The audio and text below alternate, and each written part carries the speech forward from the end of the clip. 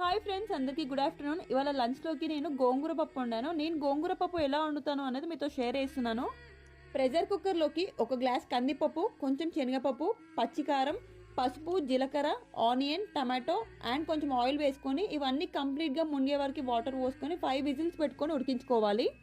ఈ గోంగూర పప్పులో పచ్చిమిర్చి పేస్ట్ వేస్తే టేస్ట్ చాలా బాగుంటుంది.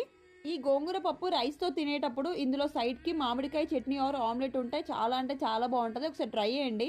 5 విజిల్స్ వచ్చాక స్టవ్ ఆఫ్ చేసుకొని పప్పు గుత్తి తీసుకొని మంచిగా స్మాష్ చేసుకోవాలి. ఆ తర్వాత ఇందులోకి మన టేస్ట్కి నచ్చేలాగా సాల్ట్ యాడ్ చేసుకొని పోపు పెట్టేసుకోవడమే. పోపులో వెల్లిపాయలు ఎక్కువ వేసుకుంటే టేస్ట్ అండ్ ఫ్లేవర్ సూపర్ ఉంటుంది. చూసారు కదా, ఇవాళ మా లంచ్లోకి టేస్టీ గోంగూర పప్పు అయితే రెడీ అయిపోయింది. మీలో ఎంతమందికి గోంగూర పప్పు అంటే ఇష్టమో కింద కమెంట్ సెక్షన్లో కమెంట్ చేయండి. ఫైనల్లీ మా పిల్లల లంచ్ అండ్ స్నాక్స్ ఏం పెట్టానో చూసేయండి. వైట్ రైస్, బాయిల్డ్ ఎగ్, గోంగూర పప్పు అండ్ ఇడ్లీ పెట్టాను. ఈ వీడియో అయితే ఇక్కడితో ఏం చేస్తాను. మీకు నచ్చితే please do like, share and subscribe. Bye.